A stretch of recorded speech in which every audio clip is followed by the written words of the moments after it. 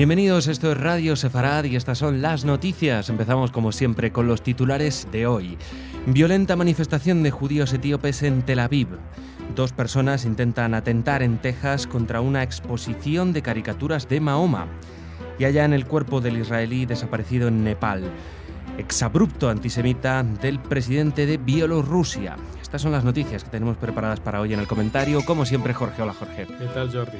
Luego ya saben que vendrá Raquel con las noticias de corte cultural, pero empezamos en Israel. Al menos 30 personas, 23 de ellas agentes, resultaron heridas en la segunda jornada de protesta en 4 días contra la excesiva violencia de los agentes de la policía israelí contra miembros de la comunidad de origen etíope y la discriminación por parte de las autoridades. 2 manifestantes fueron arrestados en el curso de los violentos enfrentamientos que tuvieron por escenario la emblemática Plaza Rabin de Tel Aviv, donde se desarrolló una auténtica batalla campal. La policía recurrió a la fuerza cuando varios miles de participantes se trasladaron hacia el edificio de la municipalidad y después de 2 horas de protesta trataron de abrirse camino hacia el interior empleando gas pimienta y gas lacrimógeno para hacer retroceder a los manifestantes, lo que acrecentó aún más la tensión y los enfrentamientos. Las tensiones estallaron el pasado 26 de abril con la difusión por Internet de un vídeo casero en el que 2 agentes policiales blancos arrestaron violentamente y con un excesivo uso de la fuerza a un soldado israelí de origen etíope en la ciudad de Olón. La protesta que seguía a otra en Jerusalén, no menos violenta el jueves, comenzó a primera hora de la tarde a la entrada sur de la ciudad, cuando los manifestantes bloquearon la principal autopista de Tel Aviv a la hora de salida de los trabajos, lo que provocó atascos kilométricos durante varias horas. 30 años después de su llegada a Israel, los manifestantes que esta semana han alzado su voz pertenecen a la segunda generación, es decir, nativos israelíes que han prestado servicio en el ejército y que están guiados por un grupo de jóvenes dirigentes con estudios universitarios y conocedores de sus derechos ciudadanos. Sí, Jordi, la verdad que ha sido un espectáculo lamentable lo que ha tenido lugar, aunque también hay que decir que ha sido lamentable la cobertura de los medios españoles que se han tirado a la yugular de esta oportunidad de acusar a Israel de ser un Estado racista. Esta noticia en la cual pues han habido 40 heridos, de los cuales 23 son policías, con lo cual la brutalidad policial en la represión es un poco discutible. Digamos que sí que hay escenas muy fuertes que se ven por ejemplo, de policía montada persiguiendo a los manifestantes, tratando de dispersarlos.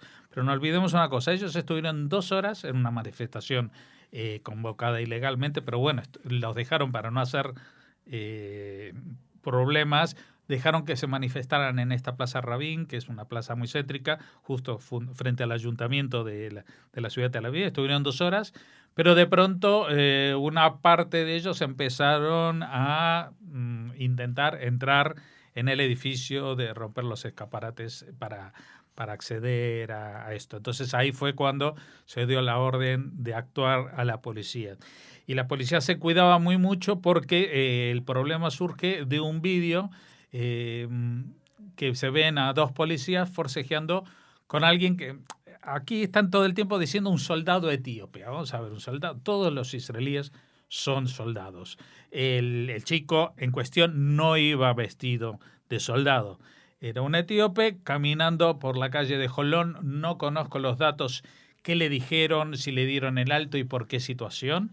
Pero Jolón es una ciudad que está al sur de Tel Aviv, ¿sí?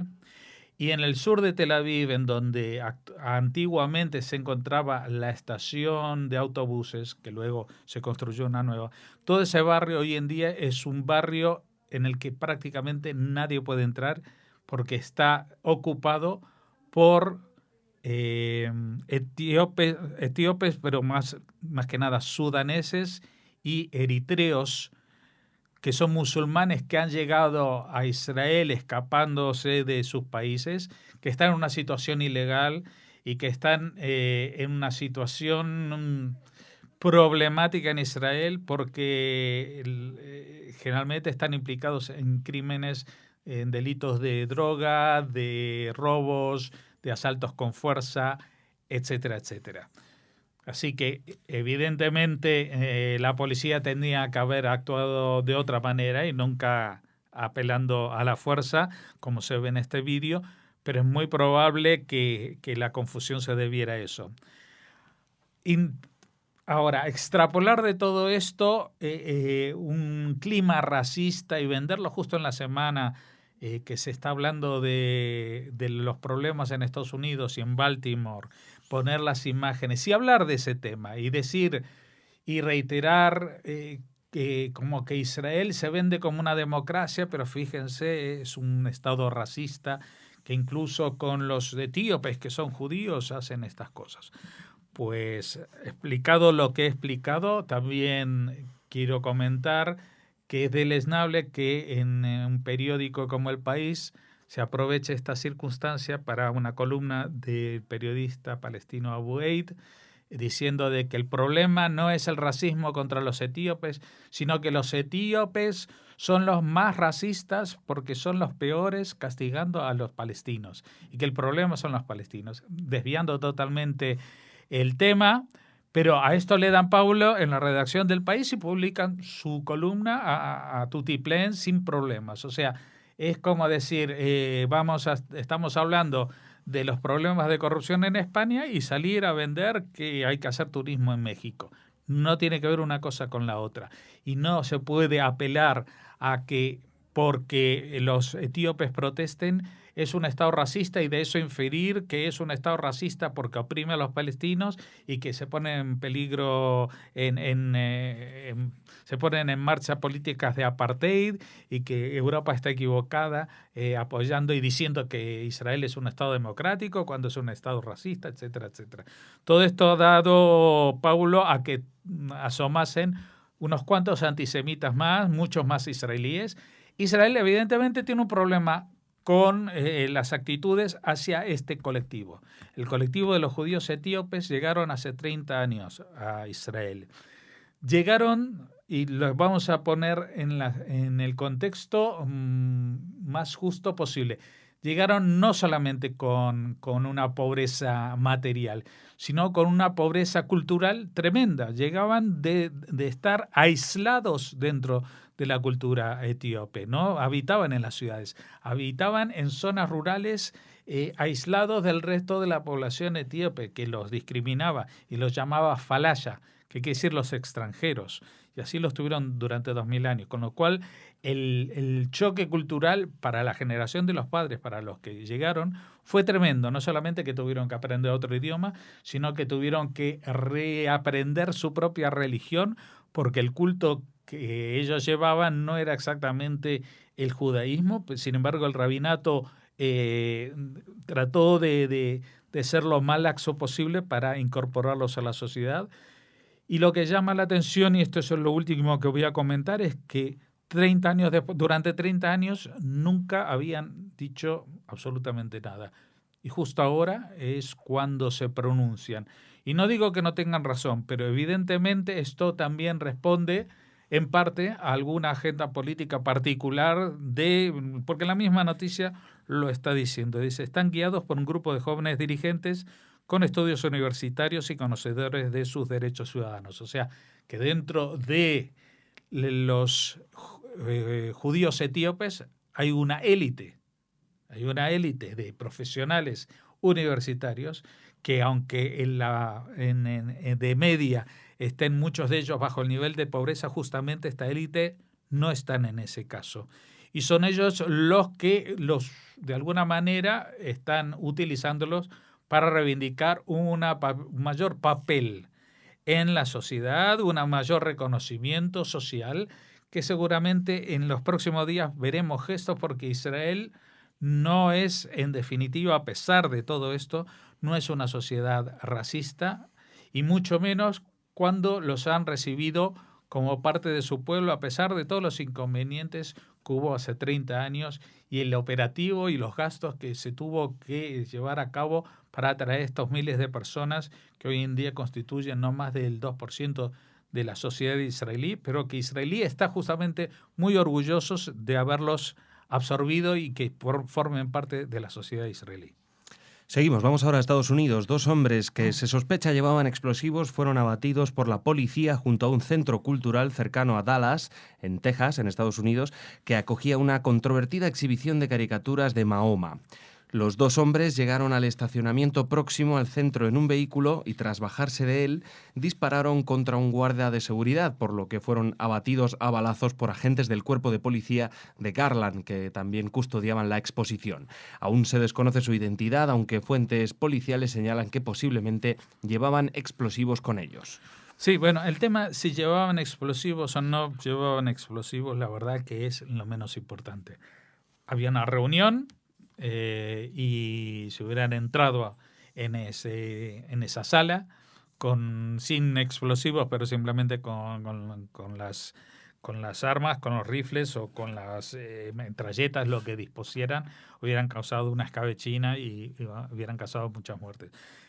Es todo muy extraño porque evidentemente este pueblo, que es un pueblo pequeño, Garland, en Texas, ante el tipo de exposición que se hablaba, una exposición de caricaturas de Mahoma, un concurso, la verdad que bastante mal gusto, que daban un premio a la caricatura de Mahoma, e incluso llegó a venir para la presentación el diputado holandés del Partido Ultranacionalista, que está en contra de las inmigraciones de países musulmanes. Pero el tema es que con todo esto pues había mucha seguridad alrededor. Y se aparecen estas 2 personas y no es que se acercaron y tenían una actitud sospechosa, ¿no? Directamente sacaron el rifle y empezaron a disparar contra el guardia de seguridad, ni siquiera con puntería, porque apenas pasó esto, los otros guardias de seguridad respondieron, los acribillaron, como es lógico en una situación como esta. O sea que fue un acto terrorista, todavía no ha sido reivindicado, pero tiene pinta por la poca preparación y por la torpeza que es un acto de gente identificada con algún grupo yihadista. Yo diría en este caso que es justamente alguien relacionado con el Daesh, pero de forma no cercana, o sea que seguramente es alguien que actúa viendo vídeos o a través de contactos locales con gente extremista, que incluso puede tener algo que ver con la extrema derecha o no, porque en estos mundos tan marginales todos los extremos se tocan.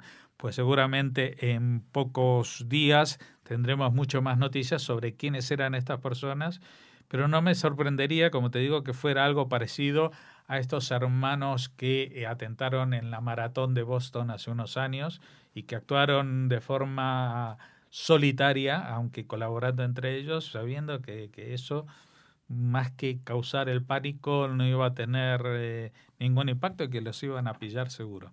Pues eso, a uno lo pillaron muerto y al otro lo están juzgando. Y seguimos, vamos ahora a Nepal. El equipo de la Organización de Búsqueda y Rescate Israelí en Nepal halló el cuerpo del mochilero israelí Or Asraf, que estaba siendo buscado desde hace alrededor de una semana en el área de Langtang. Su cadáver será trasladado a Israel cuando consigan mover las rocas pesadas que lo aprisionan. El fallecido, de 22 años, era oriundo de Lehavim, en el sur del país, y había sido herido de gravedad durante el operativo Margen Protector del verano pasado contra Hamás en Gaza. Tras recuperarse de sus lesiones y terminar su servicio militar, viajó como mochilero a Nepal, un destino popular para los israelíes que terminan con su servicio militar obligatorio, de donde tenía programado retornar en julio. Sí, la verdad que es una pena, pero también te da la pauta de lo que hablábamos la semana pasada respecto a la ayuda humanitaria y los medios que puso Israel en el tema de Nepal. Israel tenía allí una cantidad de ciudadanos superior a la española, pero tampoco no la duplicaba ni mucho menos, ¿vale? No sé si los españoles eran 400 o 500 y los israelíes eran 700 o 800.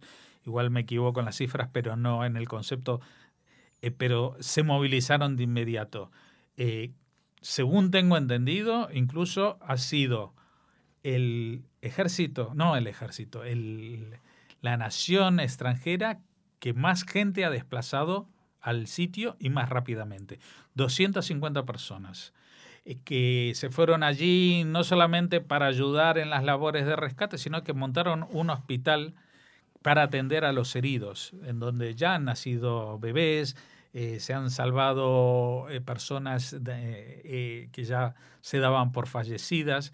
E incluso en las televisiones españolas han aparecido imágenes de ese hospital israelí, pero no han tenido la decencia de mencionar de qué se trataba. Hablan de los milagros de que alguien nace y tal, pero no dicen que eso no es un hospital nepalí, ni por supuesto es un hospital ni americano, ni del Reino Unido, que han destinado menos gente. Y sí, han puesto más dinero, pero ese dinero de momento no sirve para mucho, porque si no se cura a la gente, si no se limpian las carreteras para llegar a los pueblos, ¿para qué va a servir el dinero? Si tú vas a comprar comida y no vas a tener a quién repartirla, si se va a morir la gente. Bueno, el tema es que Israel había logrado no solamente encontrar a todos a todas las personas que estaban perdidas, sino que emprendió una búsqueda con helicópteros de Nepal, que fue el modelo en que se ampararon las familias españolas que requerían del gobierno español que hiciera una labor semejante. Que al principio España decía, no, nosotros no podemos porque no nos dejan llevar helicópteros. Y decían, pero hay israelíes que están trabajando en la búsqueda y están haciéndolo con helicópteros que contratan en Nepal. Así que vayan y contraten helicópteros en Nepal, como hacen los israelíes, y se acabó. Bueno, todo esto ha funcionado también en España, pero casi con 4 o 5 días de diferencia. Y eso en temas de rescate son trascendentales. Y ya quedaba hace 4 o 5 días, solamente quedaba esta persona. Ora Sharaf quedaba por encontrar. Era el único al que no se había localizado y aunque la gente se temía lo peor, pues no cesaron de buscarlo y al final lo encontraron. Lo que pasa que aparte de encontrarlo, pues saben que está debajo de una montaña de escombros que no se pueden mover a mano, que hace falta maquinaria pesada y esa maquinaria pesada va a tardar días en llegar a esta zona de Lantán porque las carreteras están impracticables.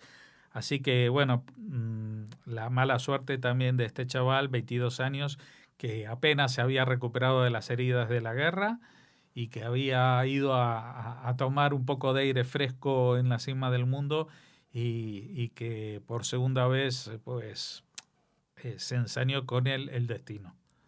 Y terminamos en Bielorrusia. Después de su reunión anual sobre el Estado de la Unión, el presidente bielorruso Alexander Lukashenko, presidente del país desde 1994, dijo a Semyon Shapiro, el gobernador judío de Minsk, yo le dije hace un año que tome a todos los judíos en Bielorrusia bajo control. Según la radio Free Europe, judíos es en realidad una referencia a un solo hombre, Yuri Ziser, propietario judío del proveedor de servicios de Internet más grande de Bielorrusia. Lukashenko también elogió a los judíos por resistirse a la ocupación nazi durante la Segunda Guerra Mundial, pero del siguiente modo. A los judíos no les gusta ensuciarse las manos o luchar, pero ensuciaron sus manos junto a nosotros.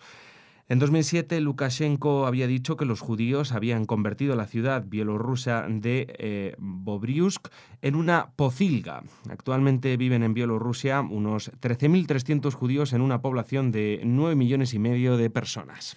Bueno, la verdad que Lukashenko no para de decir tonterías y recordemos, está de presidente de su país desde el año 94, desde que se desarmó la Unión Soviética. Las primeras elecciones, ha salido, hombre fuerte, ahí nadie rechista, ahí nadie hace nada en Bielorrusia sin que él lo sepa. Y es tan hombre fuerte que se atreve a decir barbaridades como esta y otras que, bueno, ya me gustaría a mí que esta frase que ha dicho, pues la compartieran otros antisemitas. A los judíos no les gusta ensuciarse las manos o luchar, porque en otras partes del mundo pues se vende la imagen que los judíos israelíes pues lo único que les interesa en la vida es luchar y matar niños palestinos o lo que sea. Así que cuando se haga una composición coherente de su propia ideología, pues estaremos encantados de seguir con las barbaridades que dice Lukashenko, que realmente si existiera un término así como la marca Bielorrusia, la está terminando de hundir con su comportamiento, al que la no renuncia, la no queja del gobernador judío de Minsk, Semyon Shapiro, también nos deja bastante sin palabras. Bueno, gracias Jorge. Mañana te vemos de nuevo aquí. Ahora ya saben que viene Raquel con las noticias culturales.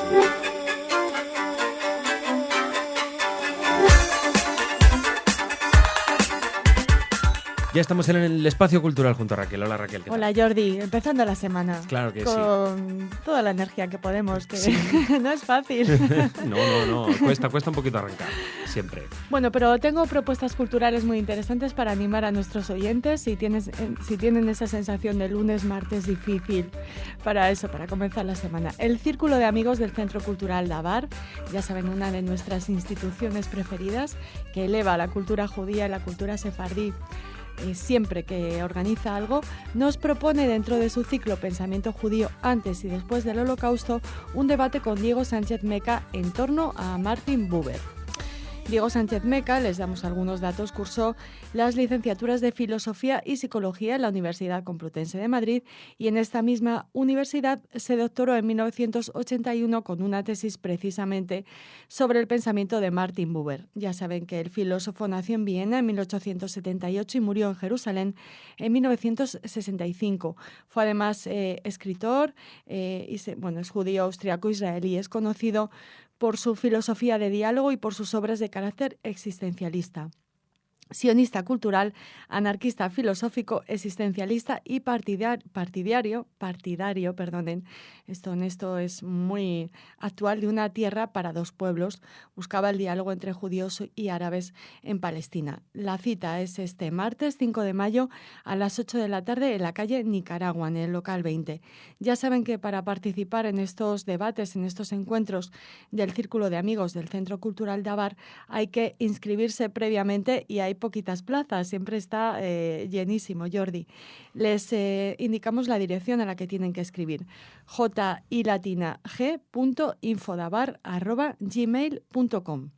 Muy bien, pues nada, ya saben eso, en el Círculo de Amigos del Centro Cultural Dabar. ¿Y con qué seguimos, Raquel? Pues hablando de amigos, tenemos el placer de recibir en España a Eti Belolm, que ya saben que protagonizó uno de nuestros SOA con letra de mujer más interesantes, porque tanto Graciela como Concha Díaz Berzosa se pusieron en contacto con ella vía mail. Ella vive en Australia y Eti contestó a una batería de preguntas que le enviamos desde el programa. Es verdad. Así que hay una conexión muy fuerte con ella y Eti estará este 6 de mayo entre las 16:30 y las 18:30 en el Salón de Actos de la Facultad de Ciencias de la Educación de la Universidad de Sevilla con su conferencia La Casa de los Niños de Bergen-Belsen. Esta conferencia se inscribe dentro de las jornadas Educación y Prevención de los Delitos de Odio, un antiguo reto para el siglo XXI. Será presentada esta jornada por Miguel Ángel Ballesteros Moscoso, del Departamento de Teoría e Historia de la Educación y Pedagogía Social, que dirige las jornadas, y tendremos, por ejemplo, a Graciela Coan contextualizando la Shoah, la conferencia de Eti Belolm, que será, como les decimos, el 6 de mayo, y también, de esta manera son unas jornadas interesantes porque además de la presentación del director, contamos con esta contextualización de la SOA por parte de Graciela Coan, que nadie lo podría hacer mejor, y después tenemos el testimonio vivo de Eti Belolm, que, como saben, sobrevivió al Holocausto y escribió este libro tan interesante. Y después habrá una ronda de preguntas para que puedan participar todos los que asistan a estas jornadas. Buen viaje, se ha pegado Eti desde Australia y sí, entiendo que debe ser una persona mayor, así sí, que es una oportunidad que no se puede mayor, desaprovechar. Pero es súper vital, está mejor que tú y que yo, Jordi. Seguramente. Pues nos envió un vídeo, sí, además, ¿no? Lo pusimos en este Shoah con letra de mujer tan especial, en el que saludaba a sus a sus lectores españoles, Eti. Así que nada, muy Pues ilusionados nada. por su visita. Eti en Sevilla. Y terminamos con una pérdida, ¿no? Sí, con Raquel? una triste noticia, muy Un triste, obituario. Jordi, porque nos ha dejado Maya Plisetskaya, pues la gran bailarina, la verdadera diva del ballet del siglo XX, que además ha muerto de manera repentina a los 89 años de un infarto en su residencia de Múnich.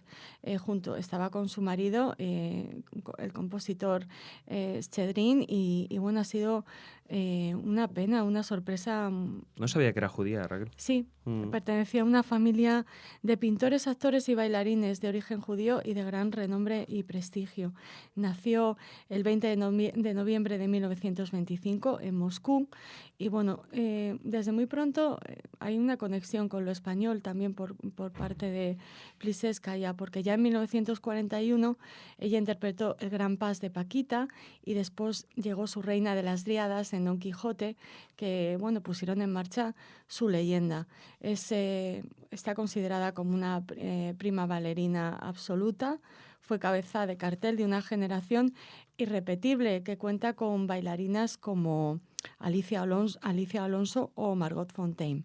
Todavía tenemos la suerte de contar con Alicia Alonso, con la cubana que ha sobrevivido a sus compañeras de generación con 94 años. Hay que destacar, o siempre recordaremos a Plisetskaya por sus interpretaciones como el cisne. Por supuesto, Odette, el cisne blanco, Odile, el cisne negro, y la trémula ave agonizante de la muerte del cisne, que ella interpretó de una manera magistral, inolvidable, y que fue creado, como saben, para Anna Pavlova a principios del siglo XX.